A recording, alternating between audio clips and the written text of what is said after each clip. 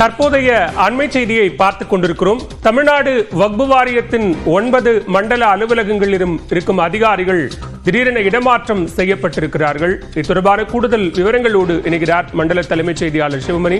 சிவமணி, விவரங்களை பதிவு செய்யலாம். அதிகாரிகளின் இடமாற்றத்திற்கு காரணம் என்ன? திருநெல்வேலி மாவட்டத்தில் கடந்த செவ்வாய்க்கிழமை வக்பு வாரிய சொத்து தொடர்பாக ஏற்பட்ட பிரச்சனையில நவாஸ்கனி என்ற ஓய்வு பெற்ற உதவி ஆய்வாளர் வெட்டி படுகொலை செய்யப்பட்டார். இந்த சம்பவம் தொடர்பாக திருநெல்வேலி மாவட்டத்தில் கடந்த வெள்ளிக்கிழமை வக்பு வாரியத்தினுடைய தலைவராக இருக்கக்கூடிய ராமநாதபுரம் நாடாளுமன்ற உறுப்பினர் நவாஸ்கனி இங்கே சுற்றுப்பயணம் செய்து ஆய்வு மேற்கொண்டார். அந்த குடும்பத்தை சந்தித்து ஆறுதலும் தெரிவித்தார். இதனைத் தொடர்ந்து இந்த திருநெல்வேலி மாவட்டம் மண்டலம் உள்ளிட்ட 10 மண்டலங்களில் இருக்கக்கூடிய வக்பு வாரிய ஆய்வாளர் பதவியில் இருக்கக்கூடிய அவர்கள் மாற்றம் செய்யப்பட்டிருக்கிறார்கள். ஒவ்வொரு பகுதியிலும் 3 முதல் 4 மண்டலங்களாக பிரிக்கப்பட்டிருக்கிறது, 4 பகுதிகளாக பிரிக்கப்பட்டிருக்கிறது.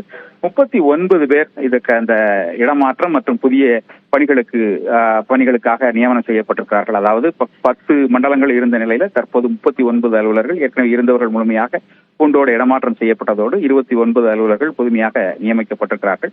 திருநெல்வேலியில வக்பு வாரிய சொத்து மீட்கப்படும் என நவாஸ்கனி இங்கே செய்தியாளர்கள் தெரிவித்து சென்ற நிலையில இந்த மாற்றம் என்பது குறிப்பிடத்தக்கதாக பார்க்கப்படுகிறது. விவரங்களுக்கு நன்றி சிவமணி.